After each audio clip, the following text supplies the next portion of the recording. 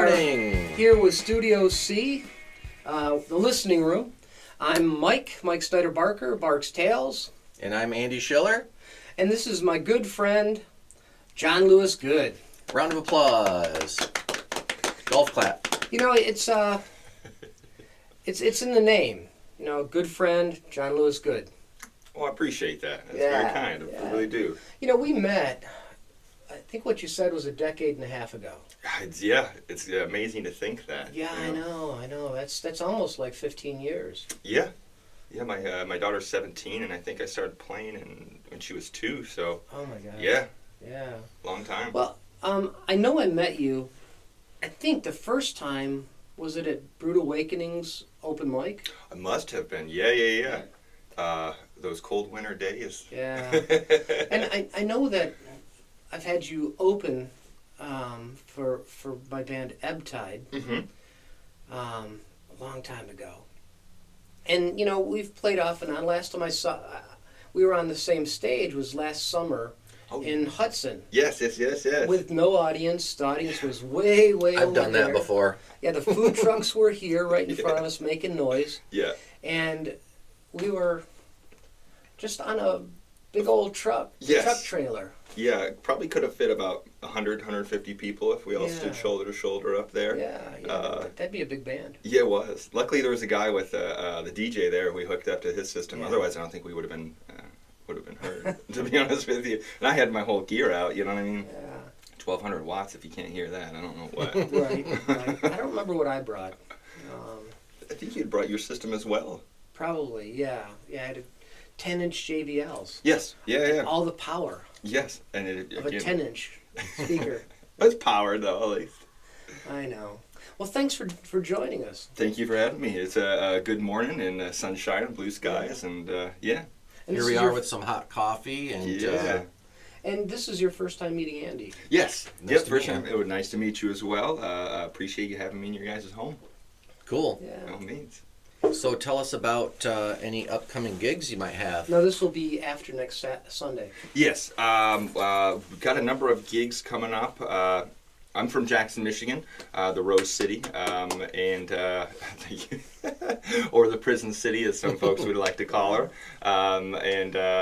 So we have a special performance at Cascades, Sparks Park, where the colorful cascading waterfalls are.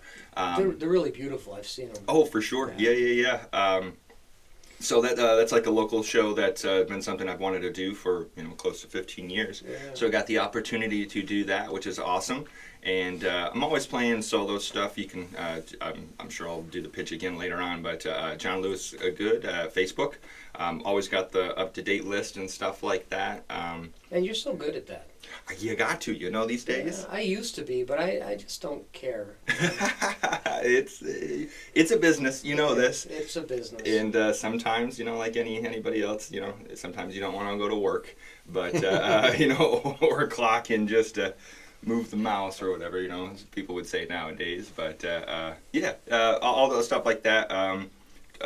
Local here to Tecumseh area and stuff like Southern Michigan. The 28th of June we'll be at Cherry Creek Cellars from 7 to 10. Cherry Creek. Cool. Yeah. So out on US 12. Yes. Yep. And that's always a big gather and stuff like that. Got a number of fans from around the area, and that seems to be a place where they like to come and put some wine bottles to shame. So. That's a nice place to play. Yes, it is. Yeah. Very fortunate. Started playing there with a band used to be in called Kung Fu Diesel. Yeah. Which is regional, national, or regional band. They did some national touring and stuff like that. They were Michigan famous for quite a while. Yes. Yeah. I think I played in a band that opened for Kung Fu Diesel. Oh, wow. Probably in the 90s. Yeah. Okay. Well, you came later. Yeah. I'm not Bob, as I would always like to say when I was in the band, because he was the original stand-up bass player. Right. And he also played a Hofner, like Beatles bass, which is what I played in the band, and people hadn't been around for 10, 15 years to be like, oh my God, you look pretty good, Bob. I'm like, I'm not him. Didn't he used to stand up on the side of his bass and literally stand on it and play it? Yeah, he did. I've seen many crazy photos of them doing stuff. fun fact for that, I don't think he cared too much. It was a K bass, which nowadays, would be something to definitely have. But they bought that for $10 off of a wall at a bar that was last night. The bar was going to be open, and the guy was just like, "Here you go, take it," and that's probably a nice gift. I It's would a say. great story. Yeah. Now, Kung Fu Diesel, weren't they well known as 3-chord rock and roll? Yes. Definitely, American rock and roll to the finest. Good constructed songs, written songs, and performed and stuff like that. Taught me a lot. Taught me how to be in a band. We've known each other 15 years. I was in with them for about 5, but when I started out playing with others and stuff, it was I'm going to start, and then everybody else is going to come in after me, sort of a thing. Right. And playing bass in another band. Just kind of teaches you, and especially having elder statesmen, kind of this is how you do this, or suggest different things, and very vital. Jason Peak and Conan for Twangler.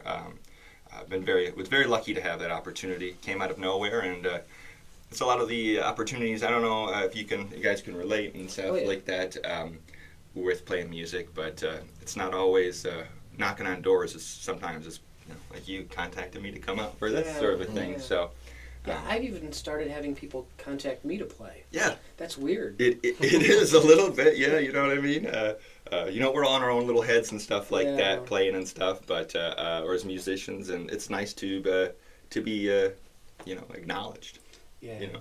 It says we appreciate what you're doing. Yes. Either that or you're really cheap. Well, I've been both over the years, you know what I mean?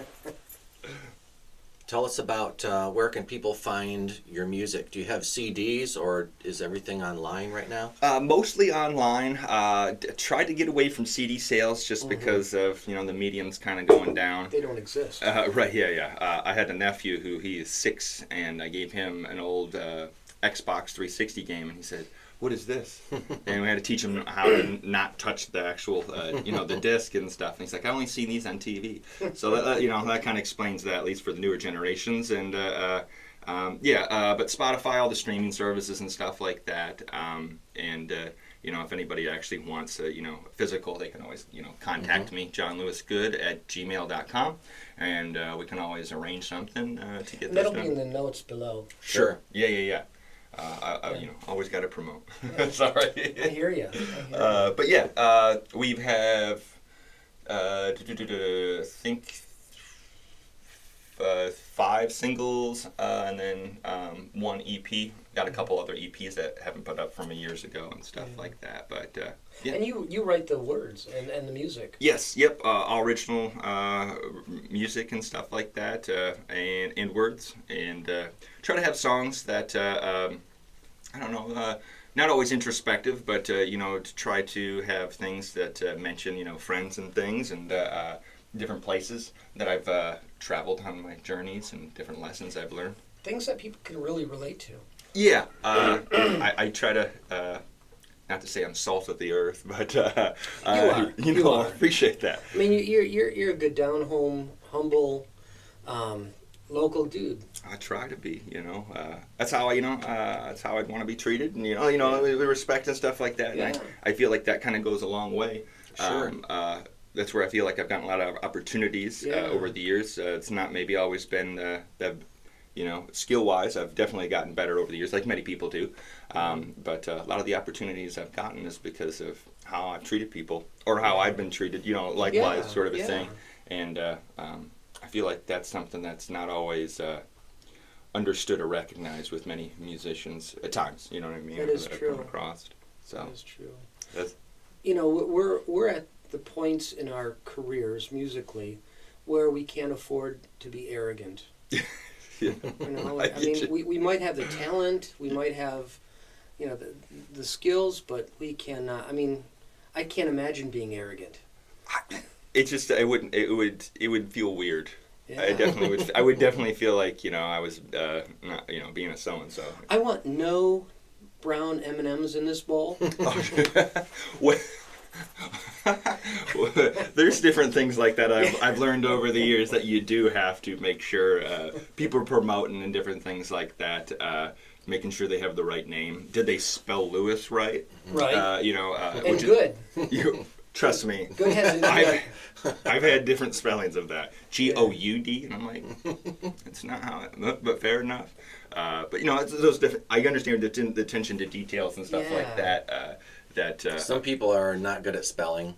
No. Yeah. I bet you've had many different spellings of Schiller. Yeah, and you know, I spell things wrong too, so we've all done it. Oh, for sure, for sure.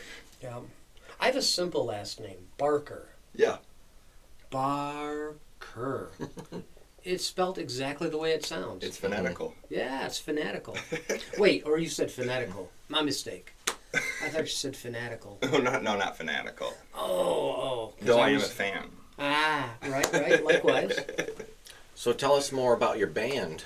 John Lewis Good and the Rose City Troubadours. It's an ode to the Rose City of Jackson, which got its name from the 1950s, from the beautiful rose gardens that came here. Gail got inspired, drawing a blank on the name of right now, but I believe it was the World's Fair in Chicago. Saw all these beautiful gardens and wanted to kind of beautify the town of Jackson, Michigan, post-war. Post-World War II, and so it's kind of like we have the Rose Pageant and like the Rose Festival and different things like that.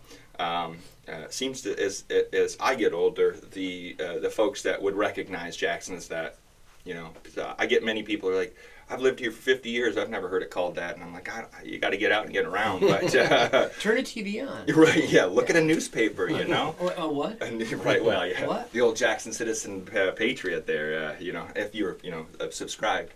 But started out me. I'm John Lewis Good, a singer, songwriter, band leader, rhythm guitarist, and sometimes I play the fool. And you do it well. Well, appreciate that. I've had a lot of good role models. Thank you. I would say confidant and stuff like that. My bass player, Mr. Dizzo Martell, prior to Chelsea, Michigan. 15-time Chelsea Fair Marine pull-up bar champion. Oh. And also second chair all-men show choir for the Chelsea High School Bulldogs, class of 95. Go Bulldogs. Yeah. Went all the way to the Macy's Day Parade, and they didn't set their alarm correctly, so they missed the parade. So it's something I always like to add. Yeah, for real. Can't make that stuff up. Next time, just stay up all night and go. Right? Don't even go to sleep. That's before they had cell phones, so I don't know if maybe they didn't get a wake-up call or if it's just, so many people in town or whatever. But no, he's been with me close to, now 10 years. He started out as being a drummer for me, and as life does, people come in and come out of life and, bands. And so he switched over to playing bass, a very, selfless act, I would say, I don't know if I would still be able to be doing this, especially into the manner that I am without him.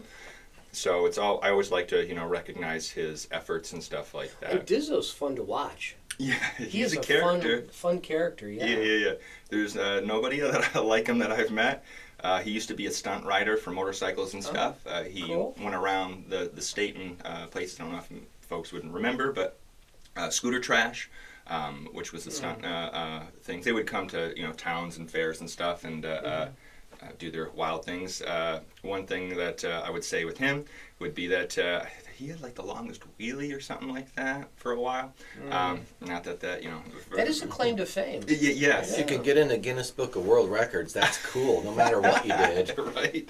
The craziest thing I've ever seen him do with that in regards is to jumping off of. I swear to God, I remember this happening. I saw a video of it later, but I remember with my dad driving 94 west, going back towards Jackson from the Grass Lake area where his family lived, and a guy in like a motorcycle jumping out of the back of a truck bed into a wheelie and then driving through traffic and stuff. Now, I don't recommend that. Neither would he nowadays. But, when you're younger, you kind of, you're not as scared to do things Take like risks. that. Yeah, for sure. Right. So, in the sense of him being a character, I think that explains him being a character there. He loves attention. So if you come out to a show, make sure you bring something for Dizzo. Throw a lemon meringue pie at him or something like that. Why waste a pie? He'd eat it. Trust me. Right, okay. I've seen that man clear a charcuterie board keyboard between a set while playing. So, but then we have a local guy here between Tecumseh and Adrian. His name is Mr. Tony Emery. He's our I know Tony. Yeah. He's told me he's got a long history with you. Yeah. So you beautiful guitar player person as well. And as I always like to say, if I had his hands, I tell you what. Then he wouldn't have them. Right, yeah. I'll give him mine, and Yeah. we can switch hands. But beautiful guitar player. I wish, he's the kind of guy that can hear a song once 10 years ago and then be able to replicate it note for note, word for word. Oh, man. So, yeah, he's very gifted in that manner. I shared the stage with him once at the Hollerfest. We did an open mic with Lisa Eddy on the drums. Yeah, yep. He plays with her still. Yeah, BLT I think is their combo, and they get together on Sundays and stuff. And there's things on YouTube and Facebook under that name, and they do little videos and stuff, and some nice obscure, maybe some jazz or some blues sort of stuff. Yeah. Things that I definitely love and he loves, but you can't always do it on a stage. That's true. Some people will be like, I don't. You had a woman playing guitar for you for a good long while. Yes, Jan Wilcox. She's from is from Livonia, but resides in Ann Arbor, Michigan. She was with the band for close to 6 or 7 years. And again, as life happens, people come in and go out. I like to say in the band, nobody's ever out of the band. It's just that they're just not That's there good for that to day. hear. You're right. Because I played with you once at the Apple Lumpkin. Played drums. Well, I just played a snare. Okay, fair enough. Yeah, so I'm in the band. It's true. All right. Just hadn't gotten the call. It's all. It's still on the roster, as I like to say. Only one member that's not in the band anymore, and that was God's willing. So you know what I mean. Jan Wilcox, again, a great talent, a staple of the Detroit music scene, especially girl rock bands from the '80s and later on, and got her through playing with Dizzo, and they kind of came together and we did a little rockabilly sort of a thing, and built off of that. And she'll be with us June 21st at Page One in Michigan Center. Nice. So she still plays around with us, and always good to see her. She's the one that doesn't have trouble telling the stories on both me and Dizzo. So the ones that we like to hide. Then we have on drums Mr. Conan Furtwängler, who's also with me in Kung Fu Diesel. Nice. And I've been playing with him. Oh, I think he's the longest continuous music partner that I've had. Started playing with Kung Fu in 2015, and just a great guy. The first time I ever met him, Jason Peak, the lead singer and frontman of Kung Fu, didn't tell him that I was sitting in for the then present bass player, and I just remember him giving me a look like, "Where's Jay?" and just walked off. So I always like to remind him of that. But he's a good guy. Wouldn't want anybody else back there with me and stuff. And playing in another band, being a bass player, you got to be the rhythm section, you got to be together and stuff. Right. So we formed our relationship doing that sort of a thing, and him going, "Ooh, I'm missing to do a sour bass note or something," or at the end of it, just me looking back at him and just calling him Butterfingers because the stick would go out. You know what I mean? That stuff I've been there. Right? Yeah. I'll drop a pick every once in a while. You know what I mean? Then we have after him, we have Kristen Udis, which she joined maybe 4 years ago now. And she's background singing, percussion, rhythm and guitar, and she also sings as well. And nice. I don't think I've seen you play with her yet. Oh, it's a dream. Yeah. She's got a great voice, a staple through all the Ann Arbor folk and music scene for years. Okay. Again, one of those people that's kind of in, and then it goes on to a different project and stuff. And I met her at Blue Stage Club in Napoleon, Michigan, and we played. It was a package show. Her and a friend as a duo, and then me and Dizzo. And between, I think, all all the two acts and then the two other. I think there were 6 people total in the group. So we got in the show. So we got to talk to each other, and it actually was her partner's last show. She moved to Minnesota, so we were able to scoop her up, which was nice. And we like to call her the mother of the group. Because she's always got those nice encouraging words, and I'll also making sure everything's taken care of. Her husband, Mr. Kevin Worley, he's our band dad and also our road manager from time to time. Nice. So he always makes sure that we're where we need to be. So that you don't sleep through an alarm. Sleep through an alarm, or talking to somebody and be like, hey, your show starts at 7, let's get up there, So Mr. Punctuality, as we like to call him. As of now, that kind of goes to the group. We've had a harmonica player, Mr. Carl Hot Lips Murphy. He's no longer with us, but always, spiritually with us. He goes out and plays different stuff like that, and great harmonica player. So if anybody's ever looking for a great blues harmonica player and somebody that can be very versatile on the old French harp, definitely look him up, Carl Murphy, or Carl Hot Lips Murphy, great guy. Very cool. Yeah. Hey, Michael, you know who was really, really, really, really good at playing harmonica? Please tell me. My old blind neighbor, Dale. Yeah, remind me Remember that about story? Dale. Yeah. When I was a kid, I had a neighbor. He was blind, right? He went to blind school in Lansing and sat next to Stevie Wonder as he went through grade school and stuff like that, and was invited to be in Stevie Wonder's band, but his mom was like, you have to stay home. It's a rough world out there for blind kids, and so his mom wouldn't let him. But anyway, he just lived out in the country and played instruments and happened to be my neighbor. And he just always had a harmonica in his pocket, and he would play it. And he was really good. He could play blues or play a song like, hey, Dale, play this song. And he would just, never having played it before, he could just figure it out on the spot. Yeah. Very cool. He was really good at it. I've known people who played harmonica. Mm-hmm. You do as well, a little bit. No. I used to when I first started. I'll do it once in a while now, but now that I got other people, I'll leave them take up that sonic space. Well, and you get to be the lead man. Right. Yeah. You get to be the crowd hyper. Right. Yeah, I got other responsibilities to do besides playing a open harp. So. Whenever I carry that amp or carry a 4x12 Could cabinet, you tell us or about that amp? It's a crate acoustic. What's the number on it? Yeah. 125D. It weighs like 80 pounds. Yes. But every time I lift it up and I'm carrying it up the stairs to the gig, I just make the same joke. Should have learned harmonica. Because the load in would be easy. Yeah. But anyway, the amp's not on the screen, so I can't really show it off. But Another day. maybe we'll do that at the next podcast. This week I'm going to show off a pedal. Cool, but why don't we hear a song? Yeah, Okay. Let's do a song first, then we'll do show and tell time. All right. I'll make a comment on the harmonica part of it being light loaded. Our harmonica player, Mr. Carl Murphy, would always walk in and be like, where do I plug in?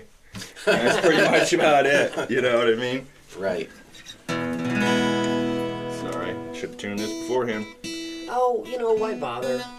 While you tune, I'll tell a story. So, speaking of being a guitar player that switches to bass and taking one for the team, I did that. At first it seems like a demotion, but I was in a band. It was called Loco Boco, and it was Boulder County, and we were crazy, but Loco Boco.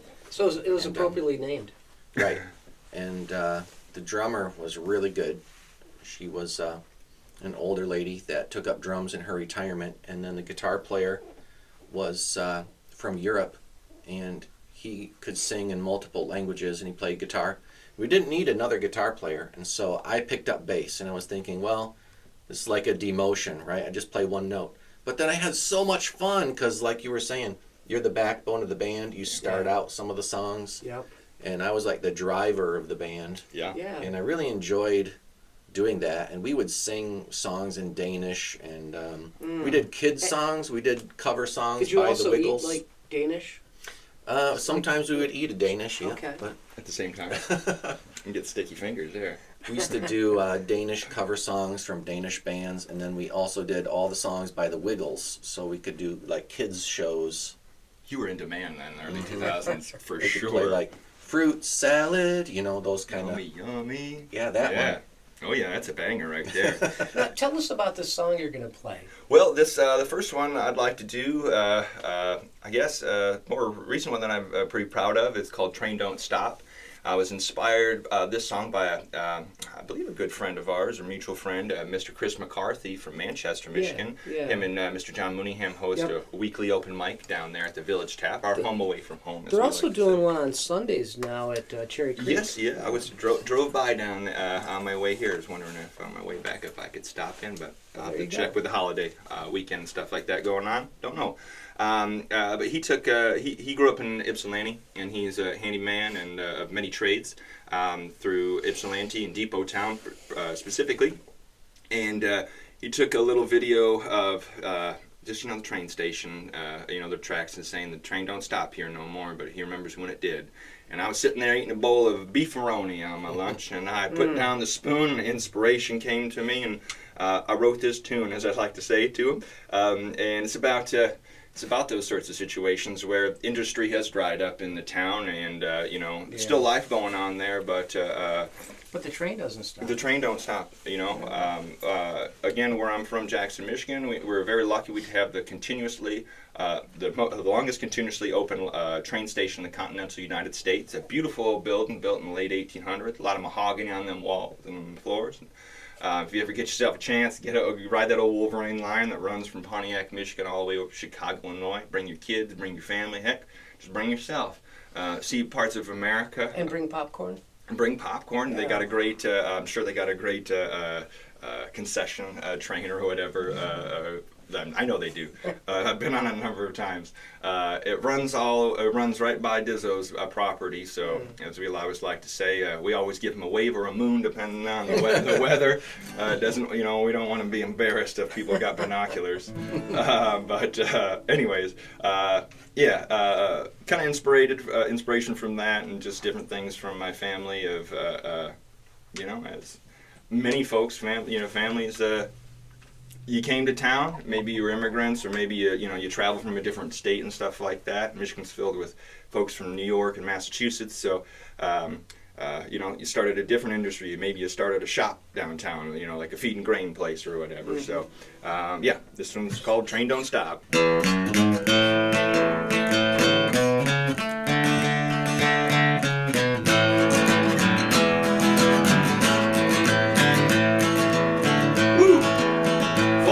I tell you folks, sometimes it gets a little tricky.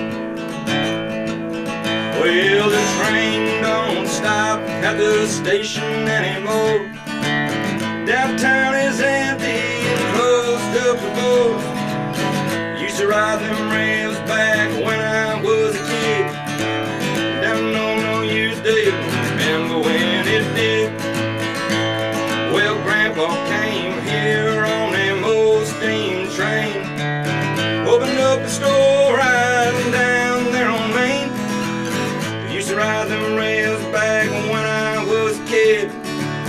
Don't remember now, remember when it did. Well, them bullet trains fly by, I just hang my head and cry. These days things change so fast. Well, the train don't like cocaine cold. Lord, it's a thing of the past. Yeah, well, the train don't stop at the station anymore. Downtown is empty and closed up the doors. Used to ride them rails back when I was a kid. Now the train don't stop here no more. Remember when it did.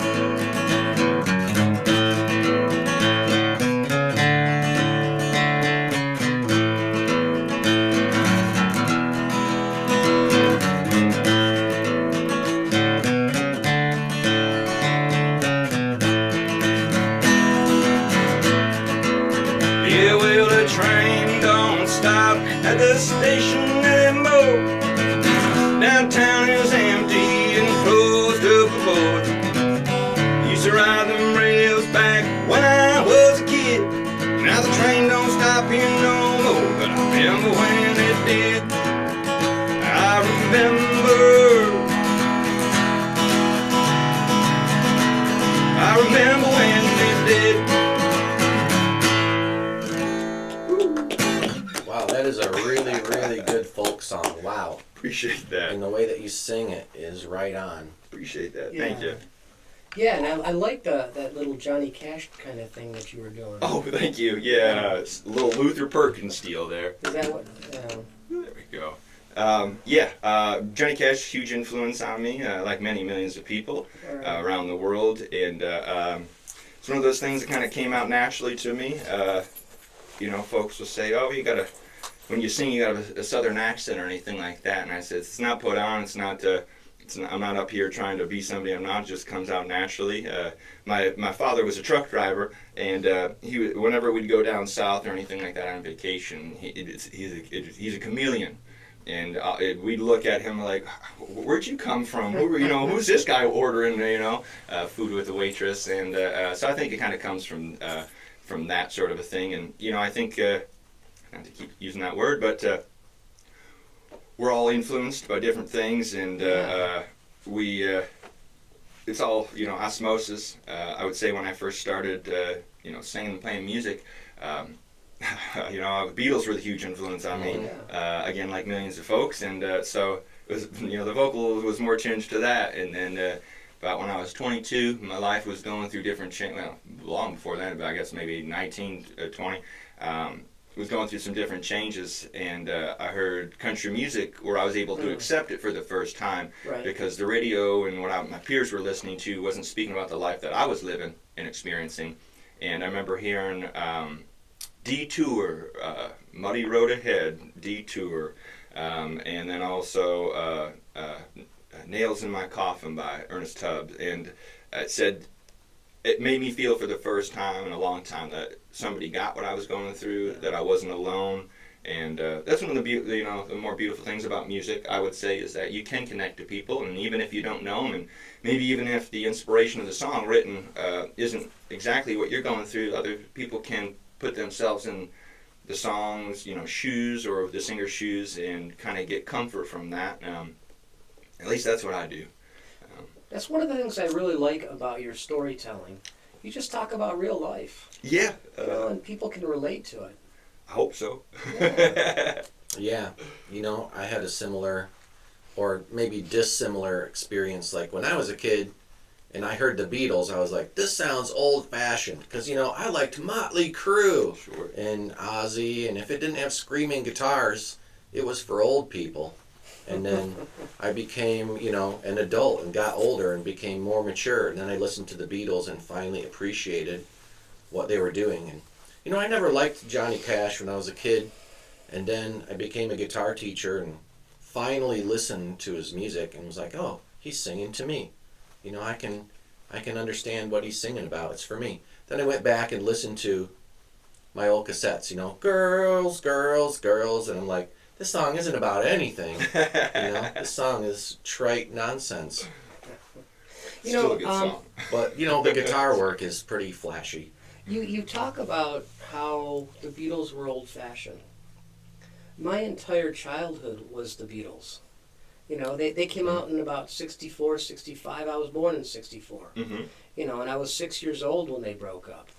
And so, to me, they were very formative into the way I think about music. Sure. And it's just, it's interesting how generationally things are a little bit different. I didn't appreciate the hair bands of the 80s because they weren't Led Zeppelin. Sure. They weren't Black Sabbath. They weren't Deep Purple. Those were the real heavy metal bands. To me, and so I didn't appreciate them at the time either, and I still don't. Well, when I was 11 and 12, I Right. didn't understand the thing that is a genre. I was like, there's metal, and then there's other kind of bad music that's not as good. And I didn't understand, there's 60s music, there's 70s music, there's 80s music. I didn't understand that. I really appreciated the Scorpions, though. And a friend of mine was into the Michael Schenker band, and they were really good. I appreciated them too, and I think those were the forerunners of that kind of metal, right? I would say so. Sure, yeah. Scorpions had that song Holiday, which was like maybe one of the first metal ballads, you know, and then later came the aforementioned Motley Crue with Home Sweet Home. Yep. It all comes out of the same sort of shape. It just depends on what the clay ends up being. That was a weird analogy. I just pulled that out of my accent. I remember, you know, my mom turning on like the public TV station, because, you know, back in the day you had like 2 TV stations and then one that was fuzzy. And the public TV station would have concerts, and they had John Denver and stuff like that. I remember my mom just listening to the John Denver thing over and over and over. And at first I was like, yeah, he plays acoustic guitar, because, you know, I liked metal. But then after it was on for a while, I finally just sat down and stared at his fingers and was like, he's really playing well and super smooth, and what is that chord? And man, he really sings like he's singing right to you. And it doesn't need a lot of echo or reverb, or just a guy and his acoustic guitar can really be a lot more moving than even a whole show of explosions and fire and pyrotechnics and makeup and all that stuff. He's a great 12-string guitar player. His first album is my favorite, and anybody that says he can't play. He says he can't play. He's very modest. He doesn't say that anymore. That mountain helped that, right? No, sorry. That was a bad joke. John Denver is like known for going to the studio and going, all right, I'm going to play my album. Just playing the 12 songs in a row and then going, well, I guess my album's done. Yeah. He doesn't do punch-ins. Yeah. He doesn't do take 2 to get it better. He just plays the songs. Another guy from that generation that I didn't appreciate so much at the time was Glenn Campbell. Oh, certainly. I mean, it's amazing how he started out as a studio musician, and he was on, I can't tell you what songs, but I don't remember, but he was on a lot of people's music. Sure. From a variety of different genres. The Wrecking Crew, I think he was a member along with Leon Russell and a number of many other folks and stuff like that. Now, you've got a story about this beautiful guitar. Yeah. And what kind of guitar is this? Is it a jumbo? It is a jumbo. I've been playing it for maybe 3 months, so still getting used to her. So you haven't scratched it yet? Well, as I said it on the stand here, I recognize I got a little blemish there that wasn't there when I got it, but must have dropped something on her. An old Blondie, Fender jumbo. Couldn't tell you the model number, any guitar should be able to, but I just got it from a good friend of mine, of ours, is Mr. Bill Hunt, gentleman from Ypsilanti, Michigan, but he was, this was the first guitar I ever saw him play. When I met him, when I started doing open mics in Jackson, a cup of coffee, an old coffee shop in the Armory building over there, R634, and I just loved it, and he was going to get rid of it, and I said, no, can't do that. I was looking for something else. He had given me a guitar beforehand, an Alvarez, which is a beautiful guitar, and loved playing that for many years, and I just, picked this up, and it just, you find a guitar, especially an acoustic. I should have been playing a jumbo for years, instead of a dreadnought or whatever. But you obviously, like any musician, you use what you have available, and you make what you can make out of it. And you just love the guitar, love the guy, and it's a way for me to keep him close to me. He picked me up out of a box of puppies. I was in the rain.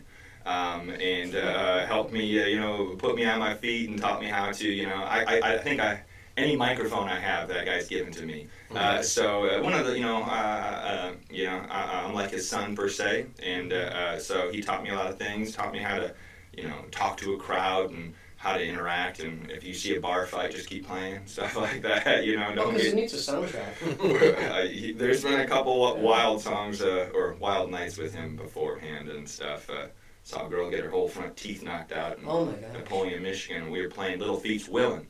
And I was playing harmonica with him. That's primarily what I would do when I'd sit in with him. And I just remember, I said, Bill, what do we do? And he said, it ain't your business, son. Keep playing. So that's what we did. And I always like to share that story whenever we play that one out live. And Does this guitar plug in? It does. It has a Fishman pickup. Yep.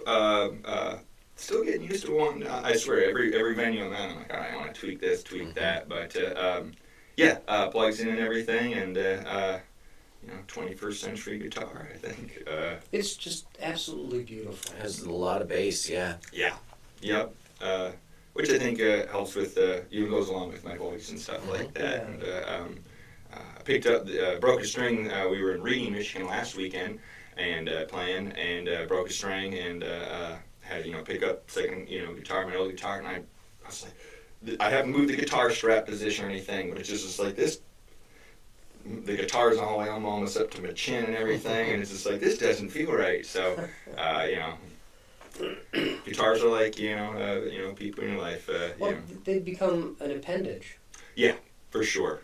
Yeah. I think when I first started playing with you, I had a old Jasmine or Tackmean Jasmine or a guitar. Something like that. Yeah, You and gotta start somewhere. yeah. One of my big influences, Woody Guthrie, and I went to Western Michigan, and my freshman year, I was watching, we're talking about PBS, American Masters series, and they had a episode on Woody Guthrie.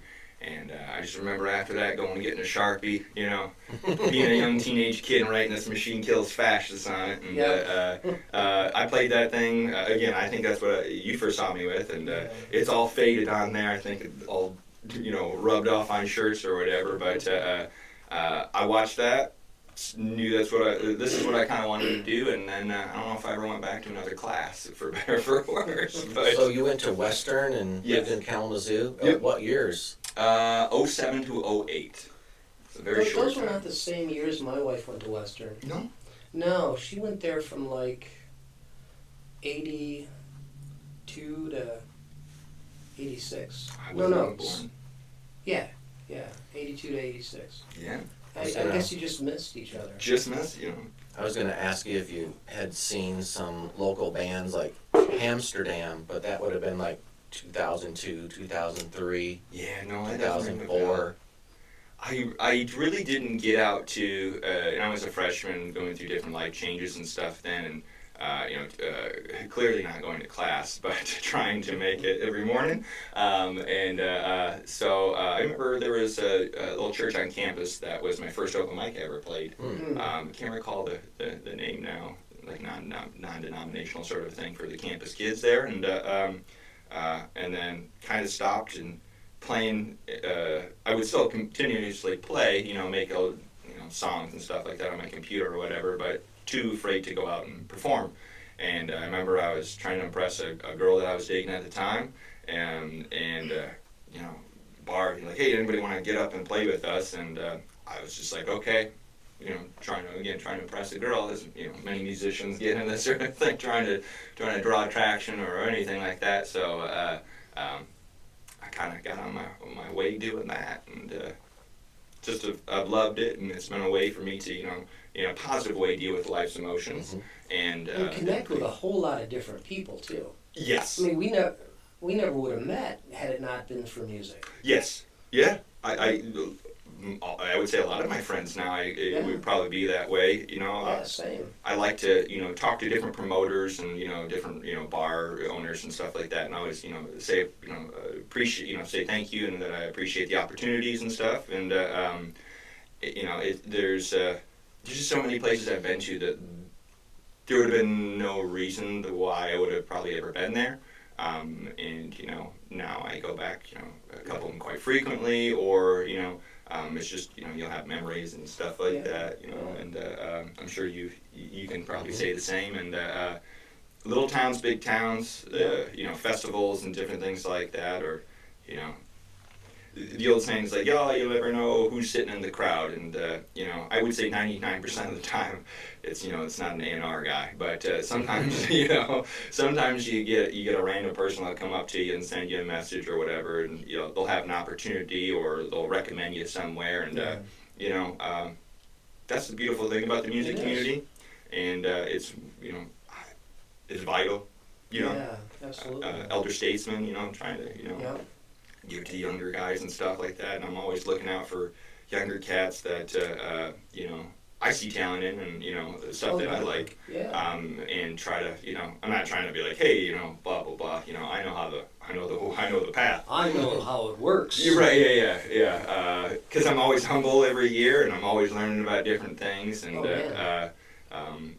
I think for the last 2 or 3 years, I've played over 150 shows, each year, and still learning stuff every day and every time I get on stage. Don't quit learning. Yeah, yeah. I mean, once I know everything, it's time to get planted 6 feet under. Sure, You I know? think there. Yeah. I get you. Yeah, and if it wasn't for music, I wouldn't know Andy, and he wouldn't have done all this. Hey, if you're done learning, that's called retirement. I thought it was called death. Some I folks. mean, when I die, though, I do plan to stay into music. Mhm. I'll just be decomposing. Decomposing, but Andy, you have your favorite question.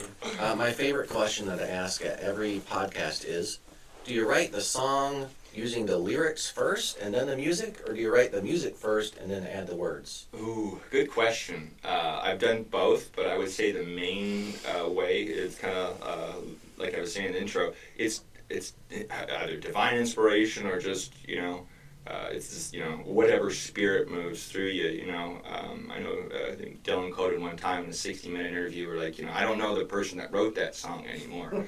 And Right. in all That's seriousness, yeah, it is. And there's some of these songs I've written where it's just like whatever I was going through in that time, I was able to funnel it and make it something. But whether it was hurt, the more you play it, the less you hurt. And that's a beautiful thing about writing your own songs and stuff like that. And but I would say 90% of it's just me sitting down and all of a sudden something coming out. It gets harder with age. It does. It may be because I'm playing more instead of just having time at home to be able to do that. Different life responsibilities change that, and yeah. I've done these songwriting challenges. Mhm. There's the February album writing month, Okay. where in the 28 days generally of February, the challenge is to write 14 songs Woo. and share them. Now, I've only made 14 once. Okay. And in July through September, they have 50 songs in 90 days. Now, I've never come near completion. In fact, this year's February Album Writers Month, I wrote exactly 0 songs. Exactly 0. Yeah, but I think it's a really neat exercise, and I think some of the songs are actually keepers. Like I wrote this song, I was a teenage remote control during one of those challenges. Okay. You're too young to remember not having the clickers. Oh. Trust me, we used to throw them at each other and stuff like that. I don't know. No, I mean, we didn't have such Oh, a thing as a remote control. I was, Mike, get up and change a channel. Oh, yeah. Yeah. Pick between the 3 of them. And you walk over there and turn the dial. Click, click. Not too fast. But yeah, these challenges, and I find that you might get a couple of keepers. Sure. Always looking for stuff like that, so Yeah. we'll have to connect and I'll send you a link. Yeah. Definitely love stuff like that and love to hear, sometimes it's the pressure cooker of what can you get out. Right. And like you're saying, sometimes, it wasn't too bad. Well, and sometimes you cheat by, playing just an instrumental, whatever comes out of you Okay, at the fair time. And giving it a weird name, like, a 3-headed goat walks into a bar and trips over an albatross. I mean, just whatever. Yeah. Yeah, and that's an instrumental. I love that. What does it mean? Nothing. Whatever you want it to be. And then that too. Yeah. That too. Andy, what'd you bring with you today? Show 'Cause off we time, do guys. show and tell. Sure, yeah. You talked So- about this beautiful blonde. Try me with that up. So this week I brought in a pedal, and this is kind of a guitar toy, but I use it on stage sometimes in between songs, or I'll use it during a solo. And what it is it's called a freeze pedal, and this also is a great practice tool. All right, and so basically, you just get your sound going.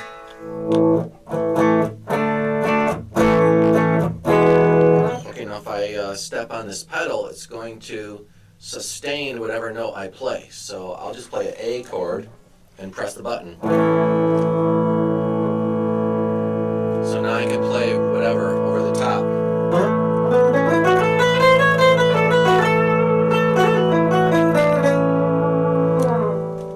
take your foot off and it kind of Fades. turns itself down and fades away in a non-abrupt kind of way.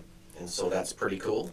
And it'll last for as long as I hold my foot on the button. So, now I'll play a D chord.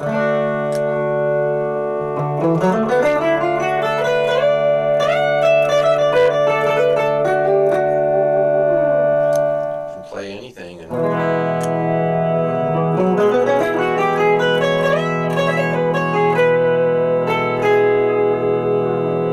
Now, who makes that pedal? this is an Electro Harmonics. Nice. But there are, other companies that make a similar thing. In fact, you've got the Sonic Cake over there, which is a delay pedal. And I think it has a similar function to this with maybe less knobs and buttons. Like this one has fast and slow release times. And then it has another function called latch where you just press the button and then you walk away and it keeps lasting. And then to turn it off, you have to press the button again. I don't really like using that, but I have it just set to the slow release. So if I play a chord and then I take my foot off the button, it's gonna go 1, 2, 3. It's gonna have like a 3-second fade out, and that's pretty nice. Yeah, well, you can play a chord. Go ahead and play a chord. And then you can sit here and have a conversation with somebody. You got music going. You can talk about how things have been, what you're up to, and all that. And you're still playing. Okay, and the other cool trick besides just kind of showing that like chord solo bit is, let's say I'm like in the middle of a song and I'm playing some kind of solo, and I just want to hold, one note.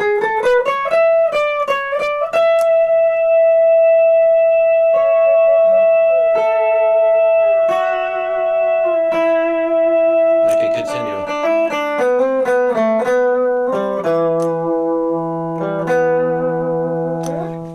So it's pretty fun, and I find it pretty useful. What I'll do is, like in between songs, I'll say, just play a little, and then I'll start the song. So it's a great way to sound like there's two people, because I do like a solo show. I don't really have a band, and so I'm just up there by myself. So the more there can be two sounds with just It one becomes guitar. more full. Yeah. Although you are playing in a band. I am playing in a band now. Bark's It's called Tales. Bark's Tales. Yeah. I know that group. Yeah. But I don't use all the fancy gear. I just play. Yeah. That's true. Although you could. I could. I think I've brought King to this podcast before. Now, John, you asked me why it's called King. Yeah. What color is it? Red. Crimson. Crimson. It's crimson. All right. And so I called it King because Good the color is crimson. crimson. Great band. One of my favorites. I have this is what I brought to show off. It's a Leo Jams. I got it. I'm not a rich guy, and I admit it. I use Temu, and that it's an import from China that might have cost me $15 maybe. Mhm. And it's just a practice little amp. It's self-powered, and you just plug it in, and you also have to turn it on. It's a That tricky helps. thing. It's true. I've been Yeah. a number of gigs where I forgot to do that. Yeah, it's that challenging, and it sounds great. Turn it up.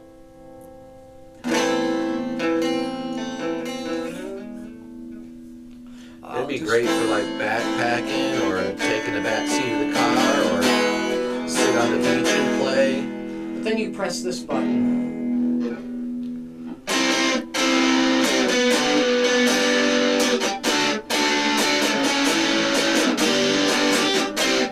It seems like a good busking amp because Yeah. it's battery powered. Yeah, so that's what I brought today. It's a fun little toy. You can't put it in your pocket because it's kind of big, but... If you wear Jankos like Dism Martel does, you can. Well, I mean, I guess pockets. Yeah. Oh yeah. Yeah, Yeah. I have cargo pants. Yeah. I wish Yeah. you could connect it to your strap. That would be cool. Oh, you know what? We'll work on it. There's a guy, and his name is Kevin Krieger. He plays saxophone around Jackson. He'll do that. He'll have a little, portable amp, battery powered, where he connects it back to a strap, and he'll walk around. And it's like where's all this sound coming from? Cool. You know what I mean? Yeah. I also need one for vocals though. Then you might as well just put a little double channel on your back. Right, and maybe cymbals between my knees. You could do that. I couldn't. People always ask me, how do you play guitar and do harmonica at the same time? I don't know. It just happens. And that's it. Yeah. That's it. It just happens. Yep. I mean, after a lot of practice, it happens. Right. Yeah. The quality-wise. Like those little licks that Andy played. Yeah. They looked completely and absolutely easy with 30 years of practice. 40 years of practice? Something like that. Yeah. So, practice makes better because perfect doesn't exist. True. Practice makes permanent. Yeah. Whatever you practice becomes more and more permanent. Right. So might as well practice it with a clear tone hmm and hit every note. Now, you've said something several times. Andy's my guitar teacher also. You said something several times. You've got to repeat an action 1,000 times, then you'll know it. Mm-hmm. Was the number right? Yeah, repetition, repetition, repetition. Could you say it again?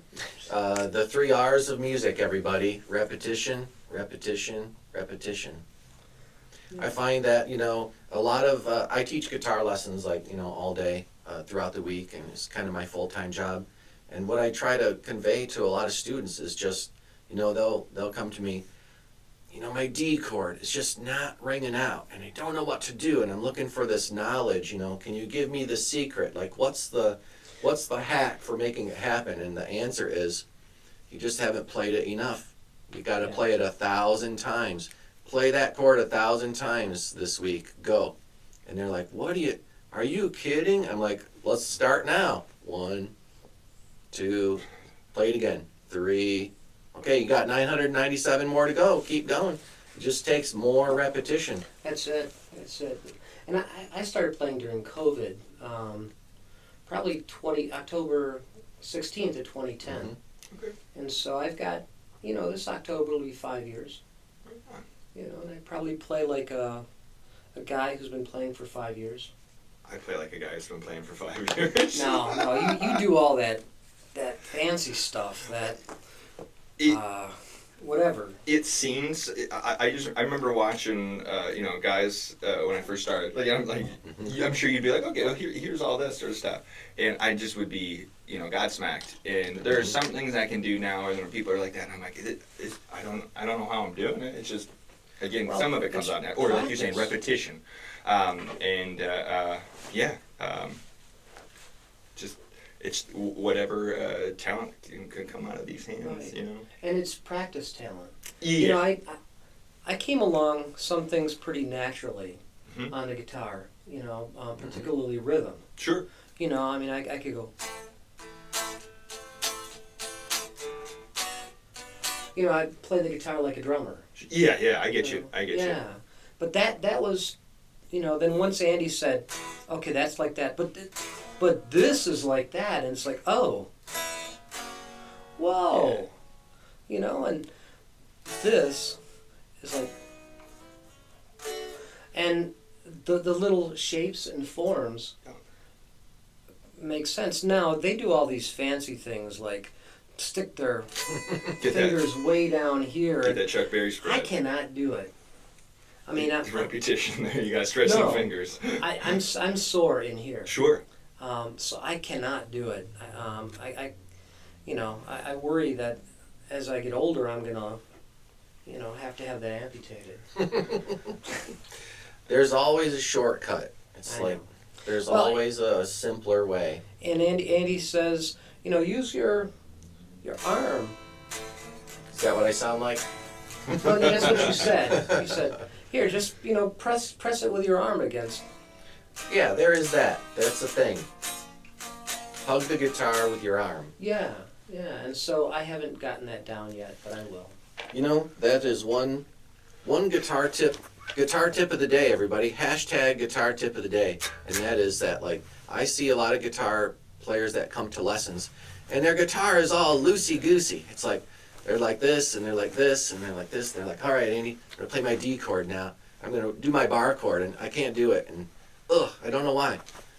your guitar is like all over the place. Your guitar is like here, here, here, here, here.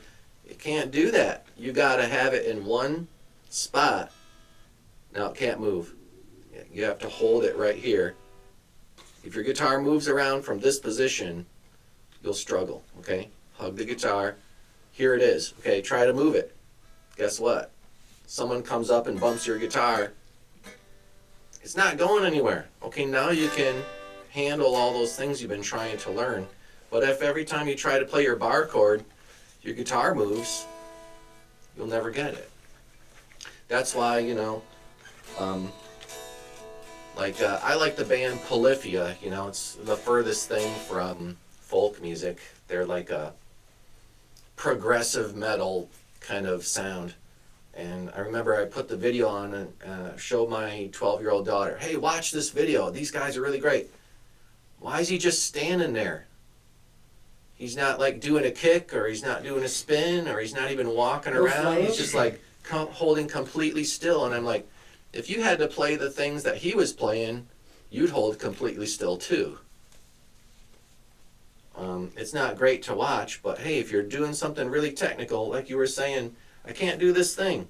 Okay, well, a lot of it is just the position of the guitar and not allowing your guitar to move around or having it higher. The guitar position just really makes such a huge difference. And if you're doing cartwheels across the stage, you can't do all that crazy stuff. You could put it on freeze and just go, do cartwheels. Yeah. Freeze, yeah, that's it. My friend John Lowe will sometimes put his guitar behind his back and play solos, and that's pretty cool. That is cool. Yeah. That repetition again. It is. Hey, I'm curious. What is a song you still play that you wrote in your early days? Ooh, well, I could do you one called "Looking for a Home." Yeah, I remember that one. Yeah. Mind if we play along with you? Yeah, go ahead. G and D. If you can't do that, I don't know what we're all doing here. Again, like you was just saying, because I feel like the last song I didn't have. I don't normally sit down anymore and play, so my hands were I was leaning in a little bit, like you're saying. Again, real quick before I go into that, what can you tell you folks about position, especially on an acoustic or electric too, where the pickups were positioned? I'm always down here. I'm chucking down here. You know what I mean? And obviously you're gonna get a better clear tone if you get up here. What in the sense of teaching, what have you found that's easier to make students understand with that? That's a great question, and it sounds to me like you've found your home position. I call this home position when you take the side of your hand and you rest it at the end of the strings here on the bridge and you play. And if you watch a lot of famous, I challenge you to do this. Watch Randy Rhoads play Crazy Train or Mr. Crowley and look at his right hand and ask yourself this question: does it ever move off of the guitar? 100% of the time, his hand is on the bridge. Yeah. He doesn't do this. Watch Slash play November Rain or Sweet Child of Mine and look at his right hand. Where is it? It's on the bridge. Yeah. And it never moves. It stays there for every stinking note. And so, good job. That's like the sweet spot, right? Sometimes you want to go over here and just, scrub the guitar like a caveman. Sure. I do that, and that's a sound. But if I'm trying to hit something intricate, like you were playing earlier, I can't do that with my arm out in space. Yes. I'll miss. Right? Yep. It's one of those things I've had to learn, and I've tried to get better at moving. You know what I mean? Around. I can do it maybe sometimes with the Johnny Cash stuff, or But if you're not doing that sound, or that going for that style, but.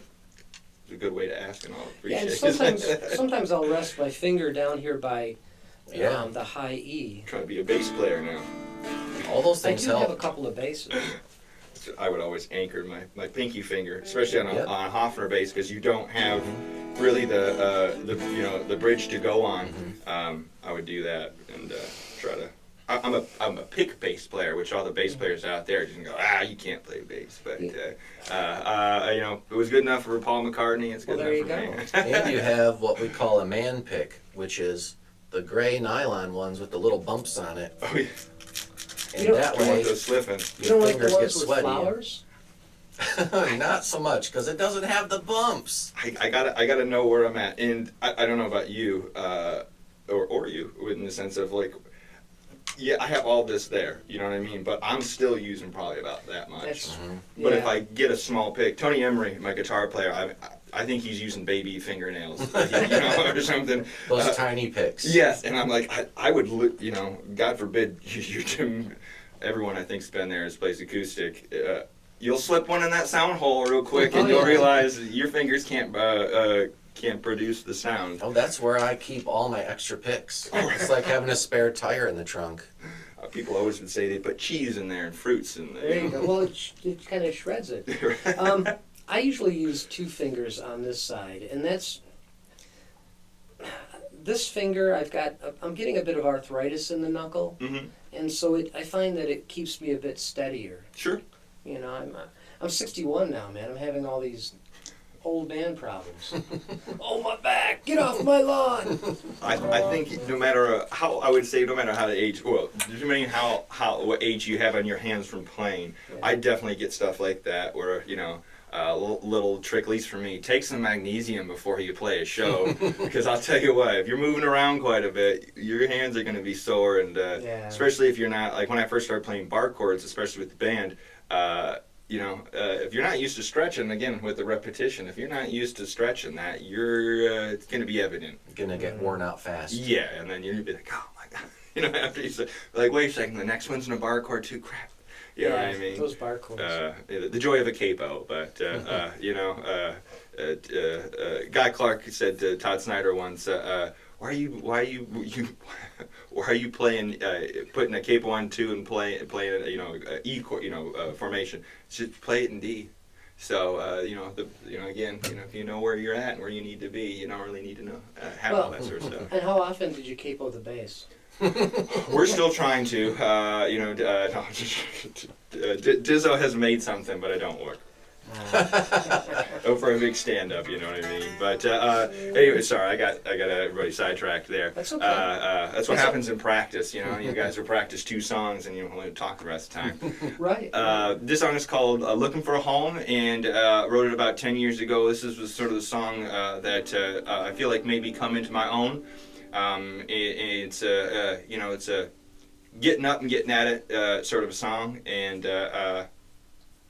just kind of moving on with your life, as many situations have, and just remember getting out of a relationship and trying to figure out what I was going to do, and this one came to me, and it's helped put me on my way. Wait a minute. Your daughter's 17? Mm-hmm. Yeah. See, I was 19 and 2 weeks when she was born. man, Got an early start, so I could do this stuff now, Yeah. because I wouldn't be able to beforehand, for real. makes me feel old. Oh, well, hey, I feel old. I'm 36. We're all young at heart. You're as old as you feel. Right, and I can't believe my kid's 33. You remember my kid? Yeah, Yeah. I'm That still makes me 12 feel- inside. What's that? that makes me feel old. I remember when you'd bring her to shows. Yeah. Sorry about that. It's always the B strings, folks. Yeah. Especially where how I hammer on. All right, this one's called "Looking for a Home." You may recognize a little bit of a tune from Bo Weevil from Leadbelly, and I take a lot of inspiration from different folk songs and different things like Jimmy Rogers, and this one kind of pushes them all together.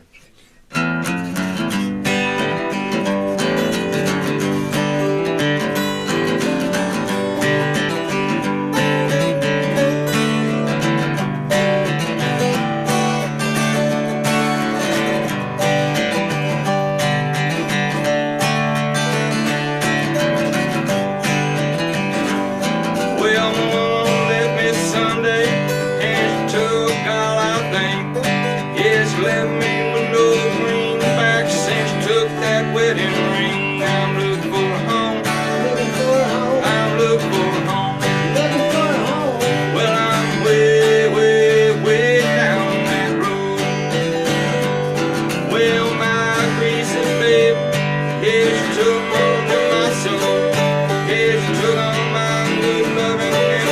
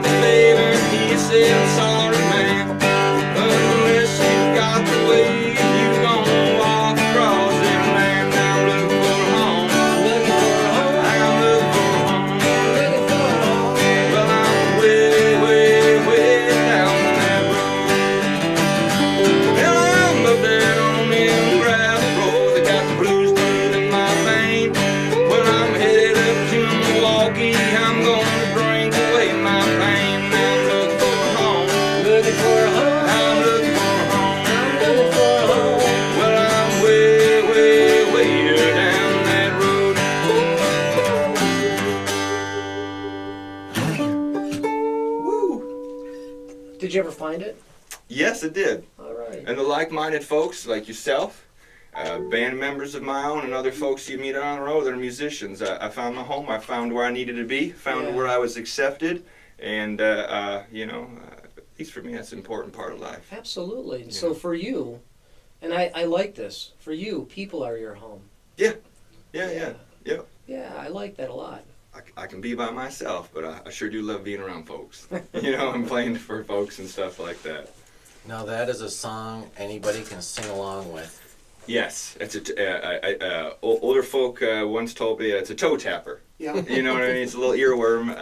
It's the simplicity. You're talking about the limitations of what you can do on a guitar or whatever. Right. I at least for me, I didn't really have a lot of fancy things I could do. So I did what I could do. I feel like I do it well, and that kind of created what my sound and the different stuff like that. Yeah. Sounds great. I appreciate that. Oh, absolutely. And thanks for letting us play along with you. Oh, of course, always. It's nothing but picking, you know what I mean? That's what we're all about. Right, now Andy's in your band. Hey, we're all, hey. Right, you know what I mean? I'll send you the W9. I'll tell you what, you can just get this part for your band. Look at that and then band. Just copy that and cut and paste. Use the pedal. After every verse, just play that lick. Okay, so why don't you play us out with one more song? All right. Oh boy. All right. Let me think here. This time we'll just listen. Okay. Jeez. Oh, all right. Well. Play that one song. Yeah. That one. No, do you have one in mind? Okay. Geez. You want a honky tonk song, or do you want a honky tonk song? How about a honky tonk song? All right. Let's tell us about it. G or key of E? What do you want to do? Do one in E. All right, thank you. This song is called "Two Plates of Tamales." It's about a gentleman that I've met. His name was Kenny Wayne Price, and Kenny's passed on now. But whenever I'd see him, it'd be every once in a while. But he'd always have good, encouraging words for me, especially when when I first started out. And he'd always say, "Well, one day, son, you need to get down to South by Southwest down in Austin, because they'll get you. You know what I mean? They may not get you up here and what you're trying to do." And and I don't know what the lifespan of the festival now, but maybe one day I'll get down to Austin and I'll be able to look up in that night sky and think of my good friend Kenny and just say, "Hey, I got it."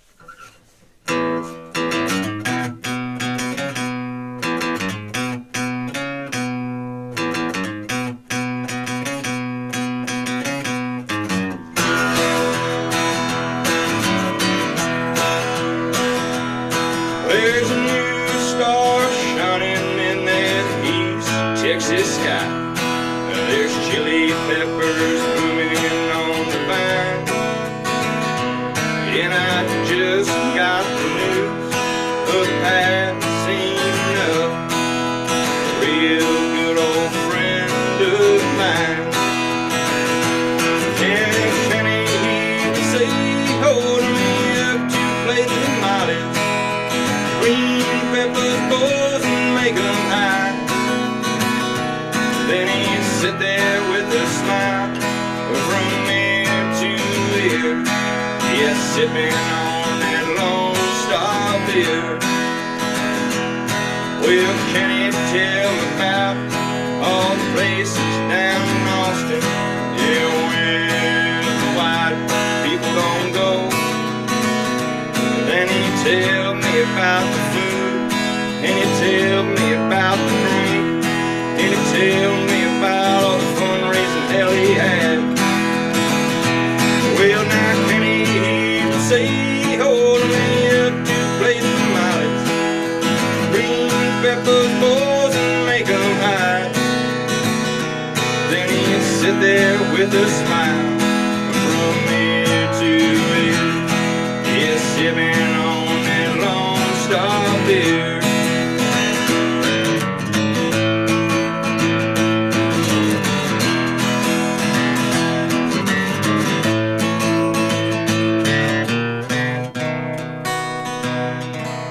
Well, Kenny, you are gone. I don't know where you've went. Wherever you're gone, I hope you're having lots of fun.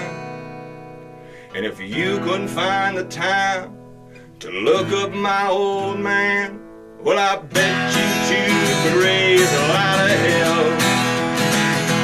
Well, now Kenny would say, oh, to live to place the mileage, it's beans, peppers, boys, and make 'em hide. Then he'd sit there with a smile from ear to ear, he's sipping on that Lone Star beer. He's sipping on that Lone Star beer. Oh, sipping on that Lone Star